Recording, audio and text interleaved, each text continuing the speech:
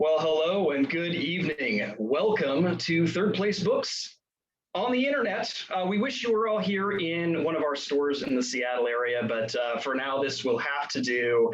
And we're so thrilled to see you all joining tonight. My name is Sam. I work here in the events program at Third Place Books. And if you are local to the Seattle area and know our stores, you might recognize me from one of the many hundreds of author events that we do in the course of a year. And we've pivoted that program online during the COVID-19 pandemic. And we're so glad that you've been able to join us for these virtual events as well. Thank you so much for being here. I am thrilled to have the Thrive Global team with us tonight, and I know that many of you are very excited to hear from them, so I will make my comments brief. But I just want to direct your attention to a couple of things before we begin. Many of you have tickets tonight for tonight's event that include a copy of Your Time to Thrive, the brand new Thrive Global book, and those are on their way to you with signed book plates. And if you'd like to buy a copy or buy an additional copy of the book tonight, we'll be putting out the link for that. We do have some book plates left. So we hope that if you love what you hear tonight, you will consider picking up a copy of Your Time to Thrive from Third Place Books. Your book purchase is what keeps us doing these kinds of events. It's what keeps us here in Seattle selling books, and we are so grateful for your support. So thank you very much. And do check us out on social media. You can follow us online at Third Place Books on most of the major platforms. You'll see right above my head there is our handle, and you can give us a follow there. Check out what else we've got going on. There's always something new and exciting out there, and we have many author events coming up that you may be interested in, as well as, of course, new books every Tuesday and all sorts of other fun content. So do check that out. And now, without further ado, I'd like to jump right into it. We are, of course, here tonight. This is one of several stops on the Thrive Tour. Each of them have a different theme, and tonight's is nutrition and hydration. In a strange new world as we come out of the COVID-19 pandemic and the odd year that preceded this one, we're here to learn how to thrive in the new normal, as Arianna Huffington puts it on the jacket copy for Your Time to Thrive. We're here to learn how to thrive in the new normal, one microstep at a time. And we are so glad that you are here with us to learn how to do that. I am so thrilled this evening to welcome Marina Khidekel. She is Thrive Global's head of content development.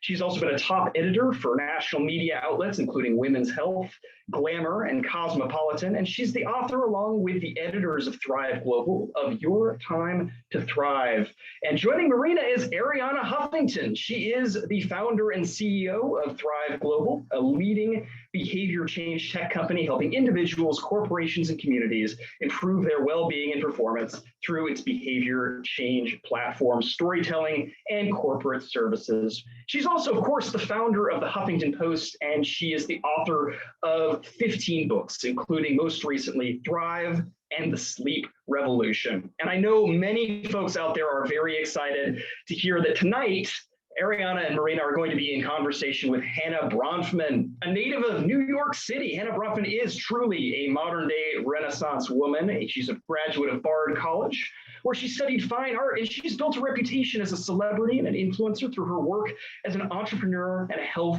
and wellness expert, as well as her passion for fashion and activism. She is the founder of HB Fit, and she currently serves as a global brand ambassador for Adidas.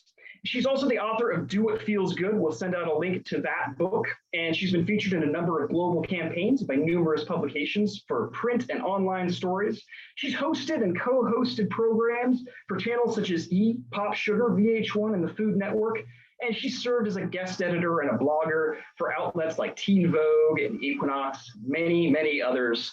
Please join me from wherever you are in welcoming to our virtual stage, Marina Khidekel, Arianna Huffington, and Hannah Bronfman. Thank you so much for joining us. Thank you so much for having us, Sam. Hi, guys. I'm so happy to be here. How are you? So great to be with you. I love the spring theme. I could say the same for you. I love the floral. That was, by the way, quite a bio. I feel like we need to cut that down. Guys, I'm so excited to chat about this book, and I hope everyone is excited to hear from the legend herself tonight.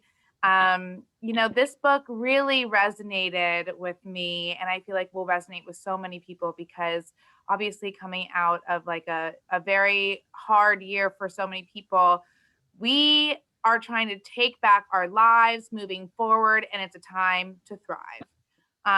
So I kind of want to just jump into it because the chapter that we're discussing tonight is obviously one that hits near and dear to me, all about nutrition and hydration as I sit here drinking my Flow water. I hope everyone's got a glass of water with them tonight. Look at you.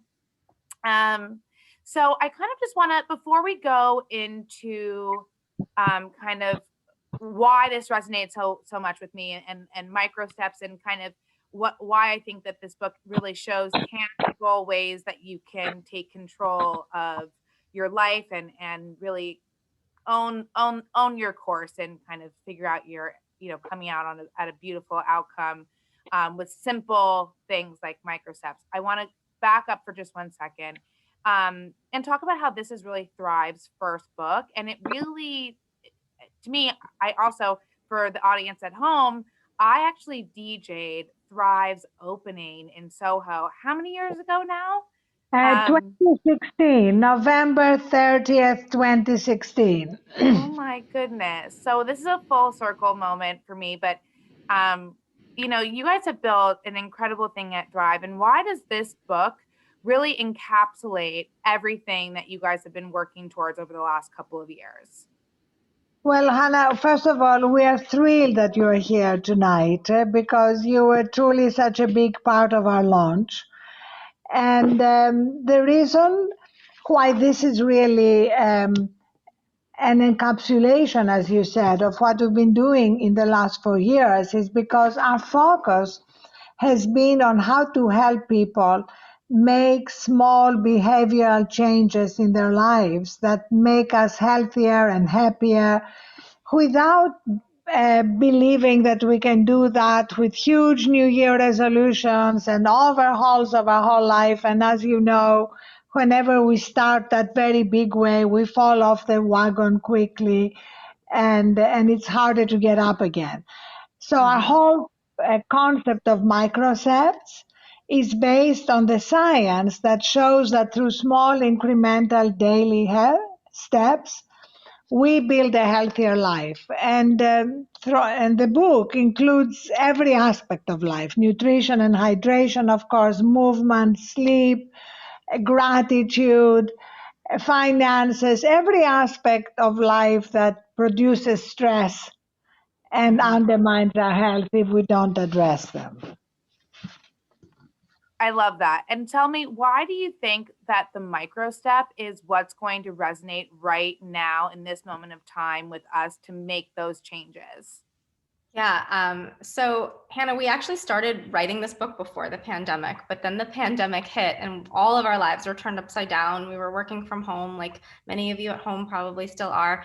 And the idea of Microsteps, which are small science-backed actions that we can start taking immediately to see a benefit to our well-being, became even stronger. The lure of Microsteps, this idea that we are all so overwhelmed. There's so much going on. So much has gone on this year that the idea of a big life overhaul just didn't feel realistic anymore. We want to improve our lives. We don't want to, be stagnant. We want to improve our habits, but we can start small. And there's so much science saying that like starting small actually helps us get big results. There's nothing wrong with aiming big, but we can actually help ourselves by starting small. So we filled this book with our favorite science-backed Microsteps for, all the topics that matter most to our well-being. So sleep, obviously nutrition and hydration, movement, but things like connection and focus and meaning. And so it's a really sort of, you can dip in and out wherever you want and start looking at what Microsteps work for other people and pick ones that work for you. I love that. And when we talk about like nutrition and hydration specifically, I love that you guys are tying nutrition and hydration into our positive behaviors, because I feel like we all know, but maybe we don't all know that the choices that we're making and the things that we're fueling our body with are obviously such a huge driver in the output of our energy and our sleep and all the things. And what I love so much that you guys touch on is how different a microstep is compared to like a New Year's resolution or a goal, and how much more attainable the microstep really is in your everyday habit. And I love that, like, even, Michelle Obama talks about, one of her favorite microsteps is just adding a vegetable to every meal that you are having, which sounds like so much more, easy to do than putting together a diet goal, for instance, or something like that. It's just like the way that you're thinking about it changes the behavior. And I just think that that's... And that's why, like, swaps are a big part of the book. Yes. Because it's the opposite of the way most nutrition and hydration advices runs, which is, you drink 4 sugary drinks a day, stop. That's not going to work right away. If you say, can you replace half of one of them with water? Or can you replace a sugary snack with berries or strawberries or something that gives you some satisfaction? Or if it comes to exercise, can you start with 1 push-up? I know that sounds ridiculous, but what happens is that suddenly if you do 1 push-up, you begin to see yourself as the person who exercises. And that begins to build kind of the success muscle every day. And then you want to do 2 push-ups and 3 push-ups. If you say, I'm going to go to the gym for an hour a day, you may do it for 3 weeks and then you stop. And when you stop, we have so much data that shows that it's much harder to start again. And I love that. I completely hear you on that. I think also you talk about the behavior that's triggered when talking about the swaps or the micro steps versus like cutting something out or depriving yourself of something. Can you talk a little bit about that? Yeah, absolutely. And you're so right, Hannah. So much of how we eat is tied to our mindset and our outlook. It's not just about like, oh, like what am I hungry for? It really, our food choices really are shaped by our beliefs. And I love, there's a Stanford food expert, Maya Adam, in this book who talks a lot about it and recommends just this mindset shift where you ask, like you would if you're dating someone, because eating is very intimate. We're putting food in our body. Like, is this food good enough for me? Like, is it worthy of me? And of course, not everything we eat is going to be like the perfect nutritional, components, but it's just an interesting mindset shift that food can be a partner that drags us down or that lifts us up, and, the food that we eat, she's saying it could be the kind of partner your friends and family wish you'd break up with, or it could be a partner that's truly worthy of you and you're building you up and bringing you joy. And that's something that we want people to implement too. Like, food is about eating and it's about joy and it's about connection and mindfulness. So one of the microsteps that I love is sit down when you eat, even if it's just for a few minutes, because we know, like, mindless eating, it can lead us to have more calories, eat more, feel bloated. So, and if you can, choose a place to eat that's not the same place that you sit and work. Like, the sad desk salad is a meme for a reason. We shovel it in our mouths. We don't even taste it. So even just a few minutes sitting down and savoring what we eat is, it can really alter the mindset of eating. Well, But I can go I was ahead. just going to say, if you have a satisfactory meal, you are much less likely to want to snack. And there is so much amazing science now around giving our digestive system some time to recalibrate and not to be chewing all the time. And our culture is so based on snacking. Like, snacks are like an unavoidable part of everything, every meeting, every exchange. And in fact, I'm Greek. So trust me, I was brought up in a household where my mother really thought something terrible would happen to you if you didn't eat every 20 minutes. Mhm. So food, all the time, food was constantly there. So I had to be very conscious Yeah. about changing these habits one micro step at a time. And another thing that Marina and I love is what we call habit stacking. Like if you are doing something which doesn't require your brain, like brushing your teeth or washing your hands, that's a great time to add a healthy habit. It could be like I'm washing my hands and then I'm going to have a glass of water. Mhm. Or in the morning, it's so great to start the day right after you brush your teeth with a glass of water. I mean, small things, but if you stack them together, the one thing reminds you of the other. My favorite habit stacking is not about food, it's about working out while I'm binge watching my favorite shows. So the other day, I wanted to finish Bridgerton, and I spent 2.5 hours on the treadmill. So It's basically, amazing. how to use our addictive behavior, our addictive tendencies, and we all have them Mhm. for good. Right. No, it's so funny. Well, I want to go back 1 second when we were talking about, sitting down and having a meal and, turning that into a moment instead of rushing it out the door all the time. It's shown that when you smell your food, that's actually what starts your saliva, and your saliva carries like many enzymes that help you break down your food better to better digest. So, when was the last time you really sat down and smelled your food before you started eating, right? Those small cues that you give your brain and take a moment really add up, and it could be as something as simple as your daily digestive tract, which we all know when things are backed up, we're not feeling great. So it's so funny that you say like sit down, because even someone who, by the way, knows the science and just told you that, I find myself eating standing up constantly, especially with, a new kid and trying to juggle work-life balance, which so many of your readers are also dealing with. And what I love also about your book is, I just like mentioned how, I was quoting Michelle Obama's Microstep. And why do you think, and I love that. And I love kind of knowing about other people's, what their insight into the micro step and the swaps and how to make those adjustments. Why do you think it's so kind of important for us to hear from others in terms of their stories and their success stories and what worked for them?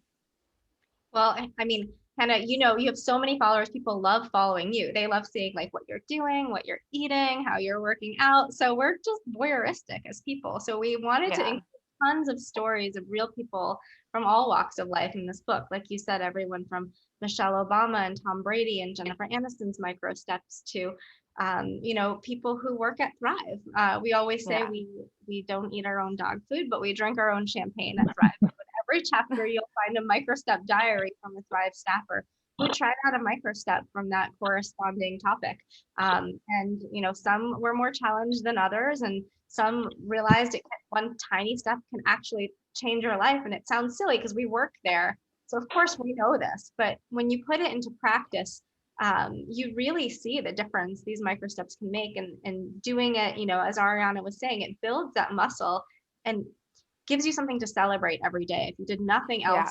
for your health, like you did one small step, and that's something to celebrate, and you just build on those wins, and it's a great feeling. But yeah, the storytelling is so important because we can shout the science from the rooftops all day long, Yeah. but if we don't have heart and if we don't have real people's stories in there, then it doesn't really take. And as Arianna can speak to as well, the book also weaves in a lot of ancient wisdom that is surprisingly to some, not to Arianna because she follows, but surprisingly to some, very relevant for our modern times. And it really helps us shift how we see things.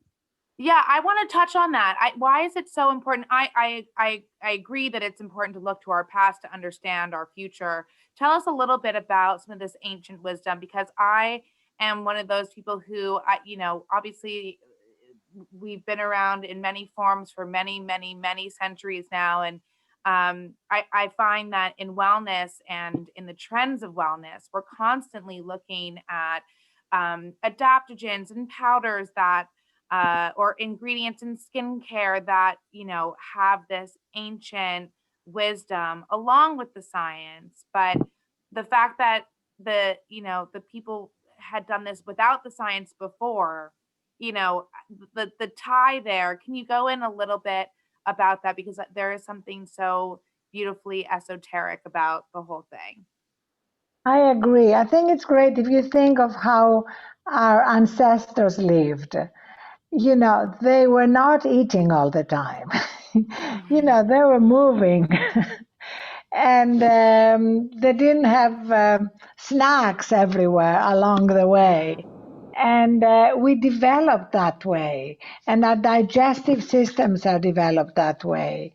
In the same way around sleep, they tended to go to sleep long before we go to sleep. And, obviously that's not doable, but at least all the science shows that going to sleep before midnight makes a big difference because your digestive systems have time to regenerate during the right kind of cycles. And I tease Marina because she tended to stay up late. So Me too. She and I worked out a little reminder. Marina, you want to talk about it? Yes. So we know like sleep is tied to everything. If you get proper sleep, your decisions are better, your relationships are better, you eat better. And I was creeping up in the time that I would go to sleep, and I adopted one of my favorite Microsteps, which is to set an alarm a little bit before I went to bed to like start winding down.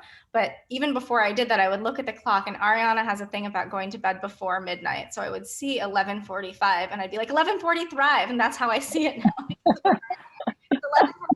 Like I have to, it's time to start winding down. And every time I look at a clock and it says 11:45, I will forever think 11:45. But like speaking of the ancient wisdom, one of my favorite ancient wisdom quotes in this book, I think it you can tie it to everything, but you can also tie it to food. Like we eat so much out of boredom and trying to fill to fill a void. Like we're bored, and so we're like reaching, as Arianna said, the snacks are so readily available. And I don't think this quote is even in the food chapter, and it's by a 17th century philosopher, Blaise Pascal. But he said, all of humanity's problems stem from man's inability to sit quietly in a room alone.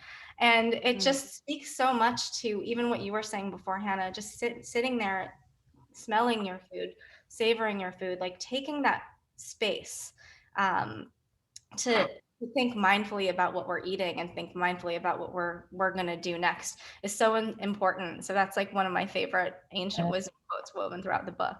And that's so connected to countering the fast food trend.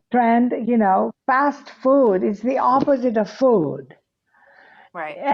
Because food has that element of savoring, as you said, and it doesn't have to be a long meal. It can literally be 10 minutes, but consciously, mindfully having whatever you are eating.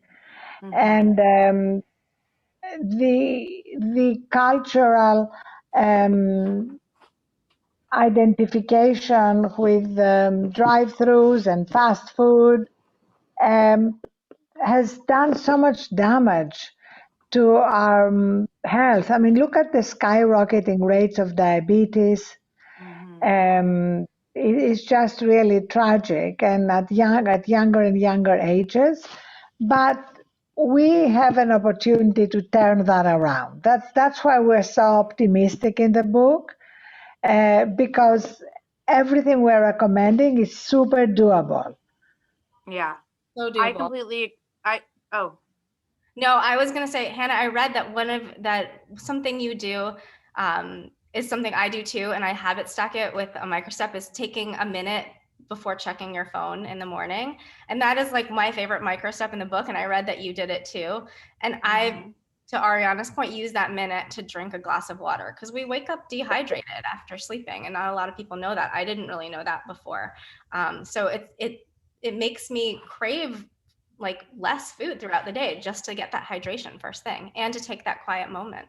And in fact, the microsteps around sleep are very connected to food, because we have all the science that shows that when we are exhausted and sleep deprived, we are going to crave bad carbs and sugars physiologically.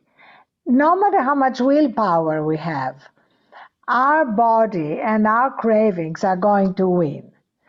So that's why I tell people, if you're trying to lose weight, don't get up before you had enough sleep to go to the gym. Sleep in, get enough sleep, because otherwise you'll go to the gym, you will eat stuff that puts on weight, and you are going to really fall behind on your goals. I completely agree. I think, sleep and nutrition are so closely linked, to your cortisol levels, all the things. And when your cortisol is high, you simply cannot, you can't lose those 5, 10, 15, 20 pounds that you're looking to lose. And that really, the cortisol isn't even really controlled by the food. It's really controlled by your sleep and your nervous system. And another thing I always say is, it's really important not to eat so close to bedtime, right? Because you also your body's working while you're sleeping to detox and just simply digest. So, sleep is so important to the overall system, and so I couldn't agree more that it is, sleep is a huge factor. And I also was waking up so thirsty in the morning, and I wasn't loving, before I found Flow, I also wasn't loving Flow waters in a Tetra Pak, and I wasn't loving having bottled water just for the single-use plastic aspect, and so it actually gave me an opportunity to invest in like a kind of pretty glass carafe that I found made it more fun for me to drink water. The fact that I could feel good about cutting down my plastic, and I made it a little ritual for myself on my way to, go to bed every night. I would fill my carafe and make sure there was like my husband had, a glass of water, and I had a glass of water, and, we were kind of like set for, just kind of like made me feel very proactive. And I like feeling that way. And, drinking water, we talk, and I want to get to this next kind of micro step, so for me, it was the glass carafe, right? That kind of helped me get the water down. Water is not easy for everyone to drink. It's something that, again, we can feel bored of, or we just want like something flavorful. And I love a micro step in the book. I think it's from Moyo, the economist and author, Dambisa. Yes. And she mentions, I believe it's a she mentions that, adding in like a flavorful electrolyte or something of that, even just lemon to something to get the water down to make it taste better is, a great way of trying to get those glasses in. But also this leads me to the biggest micro step that I need to adopt right now, which is the caffeine cut off.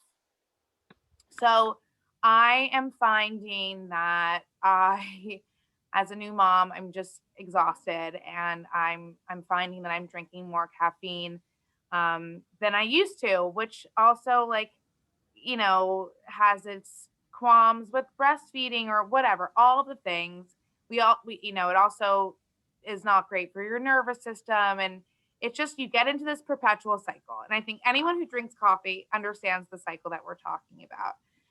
So can you guys go into the caffeine cutoff and explain this like genius microstep to people?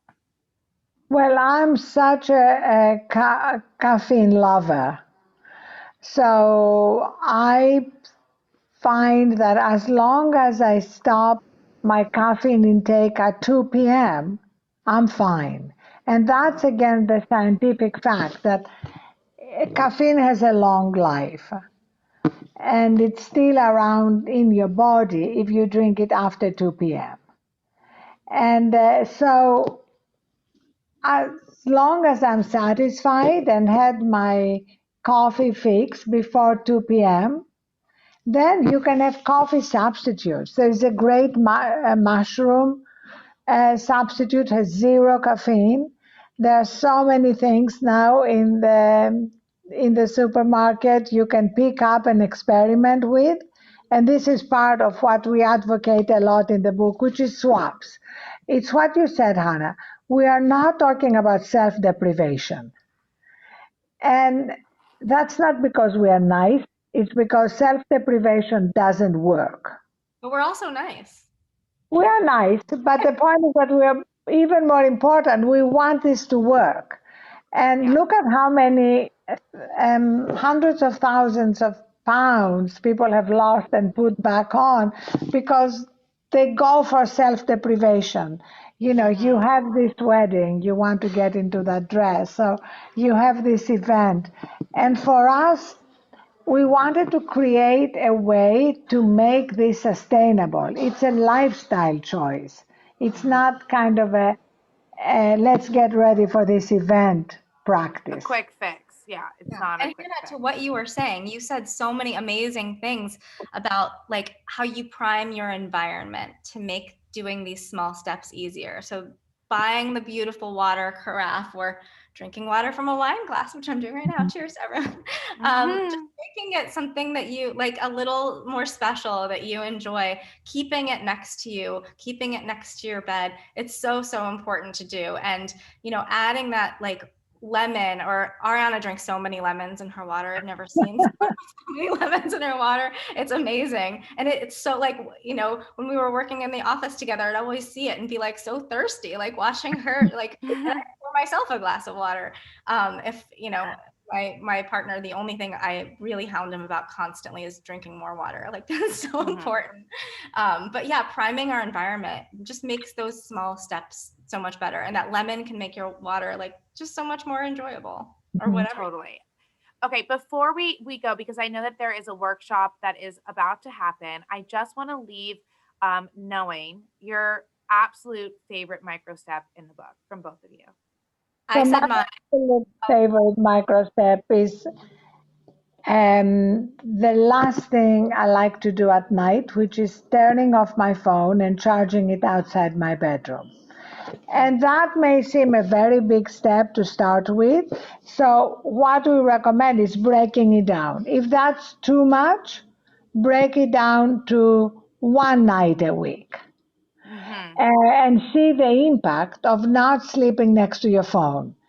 72% of the world sleeps with their phones either on their nightstand or cuddled up with them.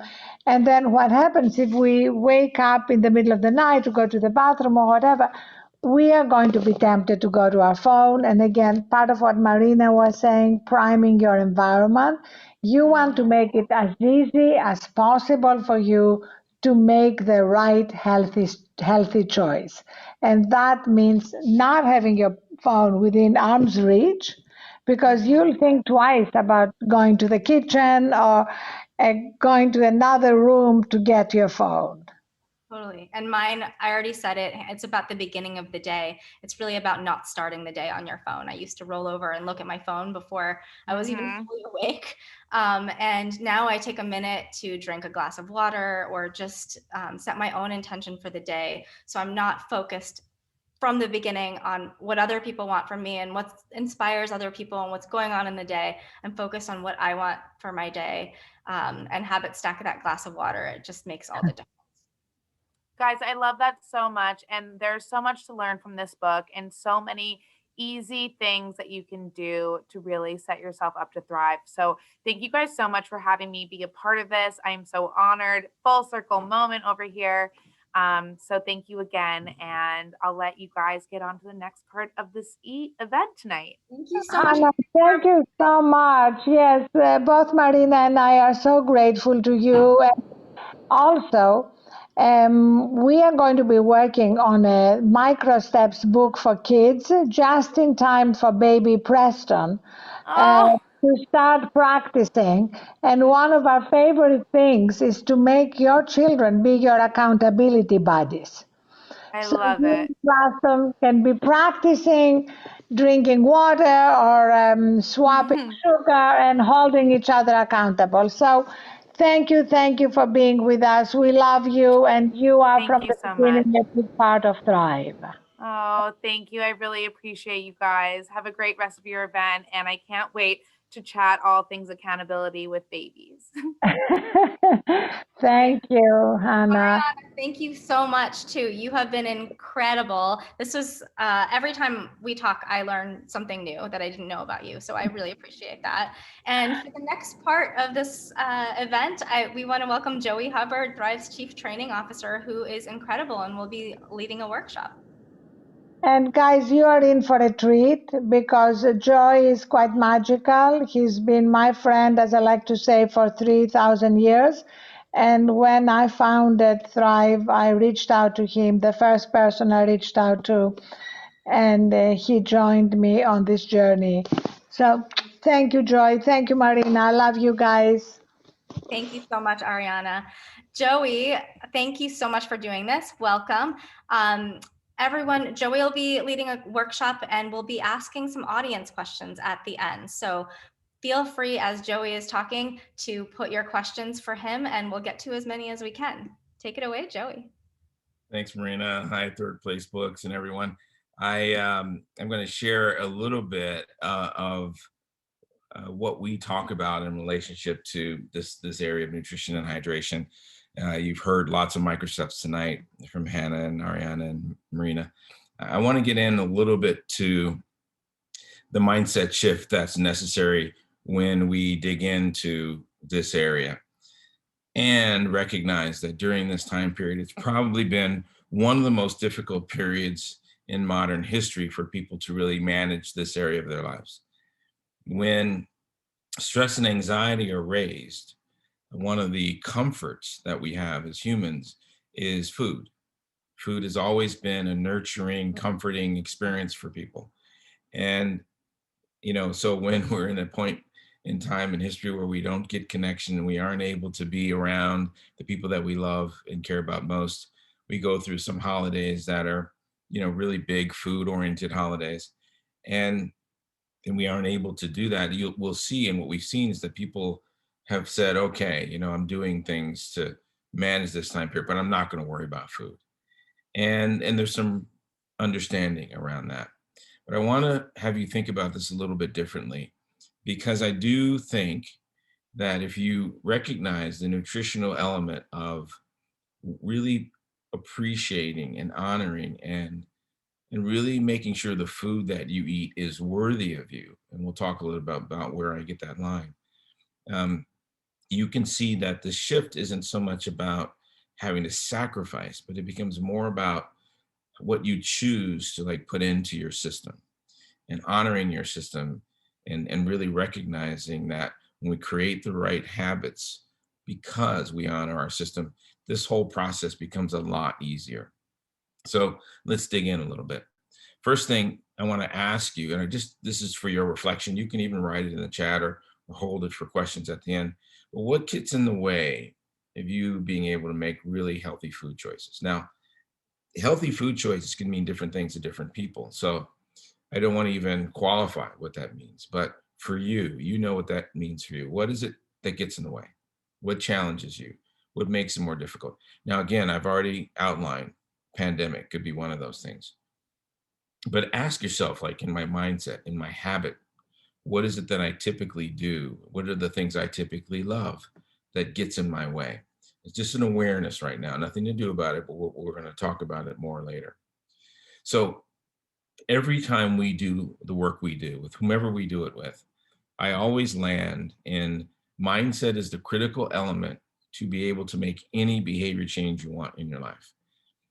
There's a part of our brain called the reticular activating system whose responsibility it is to basically filter the world based on what we believe. So if I believe that I'm not good at, following through on my diet, even though I start a diet, I'm pretty sure in my mind it won't last very long. And many of you have had that experience. Our mindset is driving what we do, not what we want, but what we believe is driving what we do.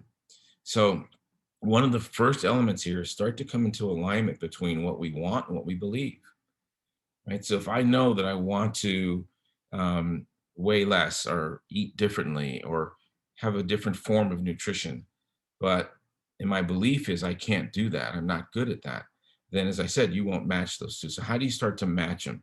You start to ask yourself, what is the experience I'm looking for? And how can I start to create a belief system that believes that? That's why microsteps are so important, because a part of our brain that listens to us knows how many times we started on a diet and didn't complete it. And so when you say I'm going to eat a certain way, it literally won't believe you. So the thing you want to do is the smallest action you can take. You can take too small to fail. That allows you to start baby stepping your way towards changing the mindset first, and then you change the habit. So changing what you believe. So if you have beliefs, these are some that we just put up, like recharging throughout the workday is a waste of time and productivity. That could be a mindset that you have, or I have to choose between taking care of myself and being successful, or I don't have time to eat well. Those are mindsets that can get in the way of just even having a healthy lifestyle. If you think that I can't be successful and care for myself at the same time, there is no way you're going to care for yourself. There's no way you're going to eat well if you think that's going to get in the way of you being successful. You understand that? So you want to challenge the beliefs that may be getting in the way of you eating in the way that works best for you. And again, there's so many different ways to eat, so many different ways that it works for people, that there is no right way. But understanding what that means for you can be really important. Some of the data out there, and this is just so you have the ROI. This isn't news to any of you really, but that there is a 66% decrease in your productivity when you are eating an unhealthy diet. Now, and I'm showing you donuts on the screen, so that's not the far extreme, but think about it from this perspective. It's easy for us to put things in our system that don't work. So I was talking to Michelle Williams, who's the dean at the Harvard Public School of Health. And she said to me, right now, if you can just tell people to reduce processed sugar and reduce processed foods and drink more water, to Marina's point earlier, those three things make a huge difference right now. Processed foods and processed sugar, they actually increase the inflammation in our body. And when our body's inflamed, it's less viral resistant. So if you just take it from what do I do to make sure my body's in the right place? And by the way, inflammation is at the core of all of the pre-existing conditions for COVID, but also the main killers of humans in the world are inflammation-related diseases. So processed food, processed sugar inflame our body. So just an awareness, it impacts all levels of productivity, our brain and everything else, but it also affects our health. We saw something really interesting. They did a study where they asked people to increase fruits and vegetables over a 2-year period. Now, when they talked about increase, it would be like if you normally ate one fruit or vegetable a day, go to 2. If you ate 2, go to 4, right? So it's like doubling what you would normally eat.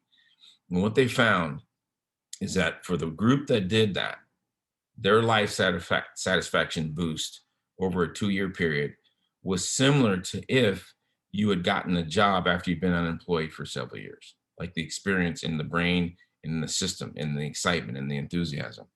So over a 2-year period, eating more fruits and vegetables makes a difference. Now, again, I'm not vegetarian. I'm not vegan.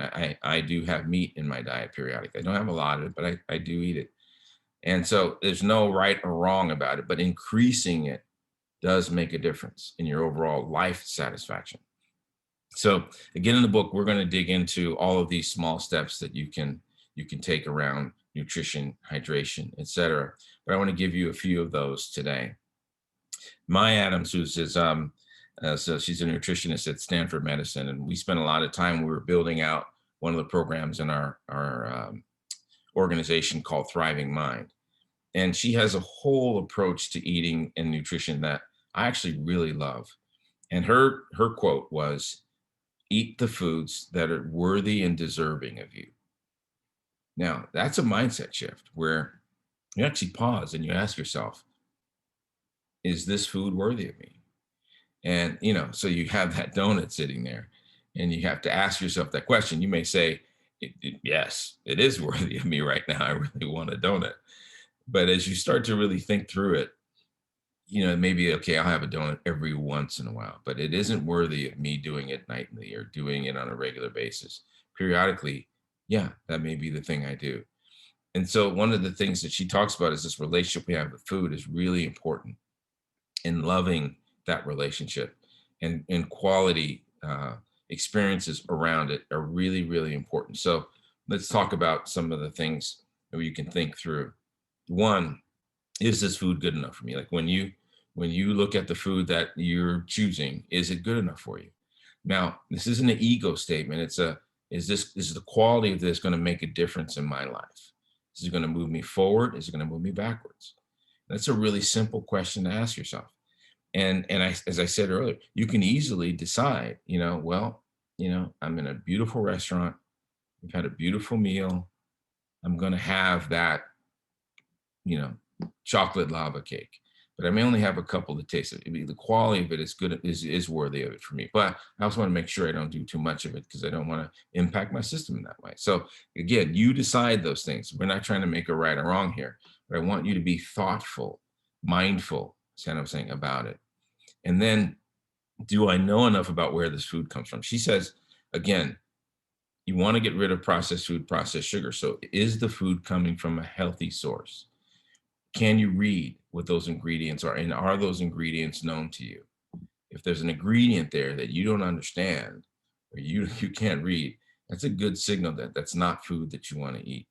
So spend time really making sure that the food that you're putting in your system, in your family system, and the people that you love system is worthy of you. It has the quality that's important enough to really re-energize your body.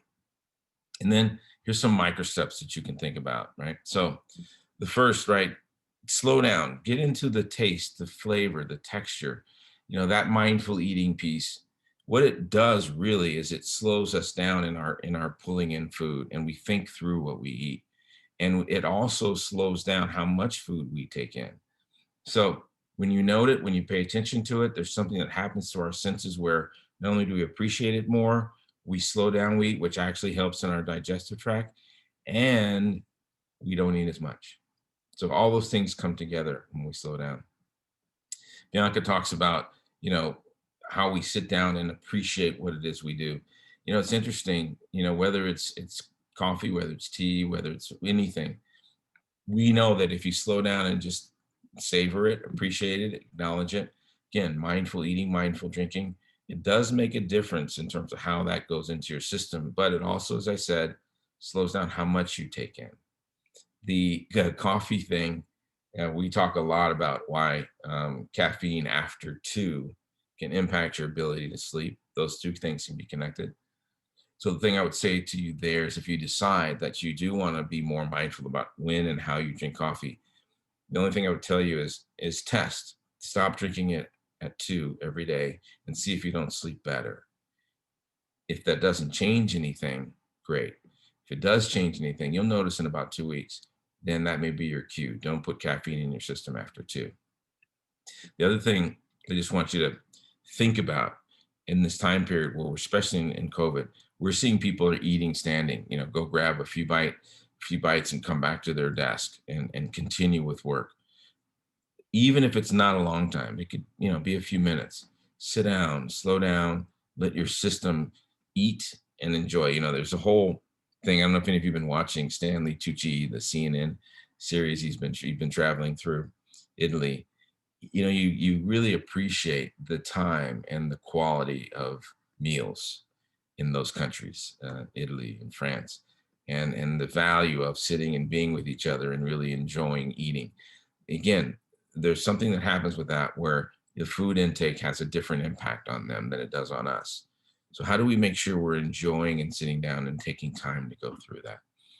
And then with what Marina was saying earlier, when you drink water, and by the way, 80% of us are dehydrated. So most of us are not drinking enough water.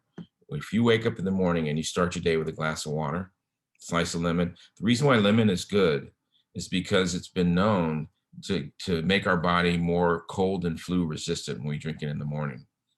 So room temperature to warm, slice of lemon is a great way to start your morning. You hydrate your body right away. Coffee is a diuretic. So if you start with coffee, you're taking the water out of your system. So start with water and then tea, coffee, whatever you like. But make sure you're drinking as much water as you drink anything else throughout your day, and you will see an impact. You'll feel more vital. You'll feel more energy. You'll feel more alive.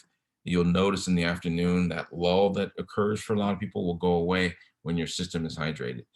If you want to look online, you can see the difference between a hydrated and a dehydrated brain. And there's a big difference. So you want to say, keep yourself as hydrated as you can. And again, environment is critical, whether it's a beautiful carafe, whether it is, a specific thing you do. I know there are bottles out there now that beep when you're supposed to drink them. There's other bottles that have how much you should hit by what hour of the day. So there's lots of fun ways to make it easy to drink more water, but get something that's going to inspire you to do that if you're not somebody that's doing that already. All right. And then here's the really challenging one for some people. Some people are hooked on things like Diet Coke or Diet Pepsi or Diet X, Y, and Z. And by the way, those do have an impact on you, whether or not they seem to have as much sugar as something else. There is impact on you when you're drinking those drinks. So find a way to say, okay, if I drink 4 Diet Cokes a day, let me drop that down to 3 and switch one of those with water, or 2 and switch 2 of those with water. Start small, give yourself a way to win, but start thinking about what you can do to get more water versus, a Coke or anything like that in your system. So let's pause here. Love to take some questions. Anything we can do to support you here. If any of you have a challenge in this area, want to give us some time for that. Thank you so much, Joey. We do have some great questions that came in. Interestingly, there's a bit of a theme for some of them about others who live with you or around you. So, it would be easier, Olivia's saying, if I lived alone, but I don't have a whole family. What do you do when you have people around you who aren't necessarily, eating the most nutritionally or drinking water? Well, again, like you said, when you love people, you can give them a little nudge here and there. You can't control what they're doing, especially if you're not the parent. And even when you are the parent, that makes it hard. But, encouraging through information. Here's what we know about hydration. You're 14% more productive. How would you like, you want that productivity? It's like, yeah, of course. You want more energy, yeah, of course. Okay, great. I'm getting you this water bottle that's going to remind you when it's time for you to drink water. Give it to them as a present. So show them that dehydrated brain. Show them the dehydrated brain. That'll scare you. You'll go, okay, I'm drinking a lot of water now. Don't show your kid. Yeah, I mean, find a way to do it in a way that is loving and caring. Obviously, it doesn't work when we're demanding anything of anybody, but just tell them you care and you're interested in them being healthier, and here's why, and all that. And they may not do it all, but they may do small stuff. Hey, can we order lunch together? We're going to order a salad from X, Y, and Z, or I'll make a salad for you to take, to eat versus the thing you were going to order that was, McDonald's or something. Yeah, and for kids, you have kids, Joey, and Arianna was saying before, like make it an accountability buddy thing. Embrace the swaps, right? Like you can drink one, swap one fruit for one sugary snack a day. Make it small, right? Yeah, and mine are older now. So my son and I just had a conversation today. We're going to go on a cleanse together, right? So you can partner up, even as they get older with certain approaches because he's into it and so yeah, let's do it. So you can create fun around that as well. Yeah. Kim is asking, what is your opinion about intermittent fasting? I have been on that routine for a very long time. I get a lot of heat internally because if there's a meeting that's happening around 5, I'm like, no, I'm eating, and everybody goes, eating? You're on old man, watch already. I am 60, but I eat around 11 and then around 4:35 every day, and that's it. So I wait until 11 every day. So I do take I do intentionally do that intermittent fasting. It works for me. I always tell people check it out though. It's something that works for some, doesn't work for others. So I do like it a lot. Absolutely. And then also talking about like the timing of when we eat. Rebecca is saying, I try not to eat so close to bed, but my partner gets home from work late and we enjoy dinner together. So how can I ensure healthy digestion and good sleep on the nights when we have dinner late? Yeah, if you're going to do dinner late, you want to do stuff that's really easily digestible, soup, salads, those kinds of things. Heavy things will impact your ability to sleep late. So want to be careful about what you do. For the two of you, it's more of a ritual of hanging together, right? So maybe it's about just being able to hang together and have some soup or have something light where you get that moment. But heavy meals definitely will impact your ability to sleep, and they don't digest as well. So you're going to see weight come from eating late at night. Yeah. Here's something that plagues a lot of people is sort of, we're so tired and we work so hard, and being so busy at work, whether you're working from home or you're going to work, it's hard to find that time and energy to meal plan and like plan. So what tips do you have to but we know planning our meals is, really great for us, but sometimes it can be hard when we're rushing around. What tips do you have for that? Well, if you set up a time, like Sunday afternoons where you can do it, and maybe even, it's like we cook a bunch of things Sunday afternoon that we kind of pack up for the week and freeze. And even when you make something really good, make a little more of it. I always tell people, if you're cooking, cook a little extra and then, pack it up and freeze it. So you've got stuff there that you can always pull out and reheat that is good and healthy and the stuff you like to eat. It's awesome. And somebody's Beth is asking, is hydration related to the quality of our sleep? Oh yeah, absolutely. Yeah, you can find that when the brain's dehydrated, part of what will happen is that it's hard. It doesn't have energy. So one of the things people don't recognize about sleep is you need energy to sleep. That when you have no energy and you're completely exhausted, it can be hard to sleep actually. Or sleep well, right? Yeah, because a lot of stuff happens in our brains when we sleep. That's right. I don't think about that. That's so interesting. So getting water, getting hydration. That's why it's just good to make sure you have your body in its best place, that you've been moving and exercising it during the day, because that energy it gives you helps you sleep better at night. Yeah. And are there any hints that you particularly love, any microsteps to help us get that better sleep? Well, I'm a routine guy, like you that system of what happens if you do the same thing every night, like you did with your kids. It's like, I like to take a hot shower. I like to get a book, get my PJs, just, kick back in my bed, got a comfortable, lay back pillow and read. And that, a half hour, sometimes an hour of that is my routine before I go to bed. And it works for me. I sleep really well. And so that's kind of my nightly Microsteps. That's awesome. Someone else is saying, I've gained weight during COVID, and they're self-conscious now with vaccinations going out in the world. What are some small steps we can take if we, have sort of fallen out of, the place we want to be nutritionally with how we eat? And I'm mindful of time, so this will be our last question. Yeah. just being gentle with yourself. You know, when you beat yourself up about the fact that you gain weight, it's like, okay, that's human.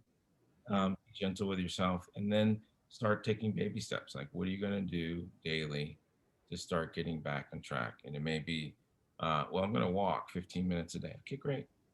And I'm going to eat earlier at night. Okay, great. And start there. And then when you get going on that rhythm, you might say, I'm going to make sure that I have a salad at night, a good lunch in the afternoon, and a light breakfast. That might be my routine. And that might help me start to drop some weight. But one of the things that has been most challenging for people is that when you start to beat yourself up, you won't change your habit. They don't go together. So that's so important, that self-compassion, especially this year, right? That's right. Even more so this year. I mean, a lot of people are in that same boat. So being kind to yourself coming through that is really important. Yeah, so important. Well, it's 10. I want to respect everyone's time. It's 10 Eastern time. I don't know where everyone else is. Thank you guys so much. Thank you, Third Place Books, for having us. Joey, thank you. Anyone watching, you can follow me or Arianna or Thrive or Hannah. I think Libby's going to put our handles in the chat and sign up for Thrive's newsletters. But thank you all so much for joining us. Thanks, everybody. Bye. Yes, indeed. Thank you, Marina. Thank you, Joey. Thank you to Arianna Huffington, and of course to Hannah Bronfman as well. An amazing discussion earlier. I'm so glad you all could join us this evening, and we dropped a link in the chat to Your Time to Thrive. We have signed book plates for that book. If you don't have one coming at you yet, why wait? Now is the time to start your microstep journey. Go ahead and grab a copy of that. We're happy to ship anywhere in the United States, and if you're local to the Seattle area, you can pick one up here at Third Place Books as well. Thank you as well to Nicole Song, our wonderful Seattle partner, who helped spread the word about this event. Also check out her books in the chat. And thank you so much to the Thrive team. This was a real pleasure. And no matter where you are out there tonight watching, thank you for joining us, and be safe, do good work, and we hope to see you here in Seattle soon. Thank you so much to all of you. Have a good night.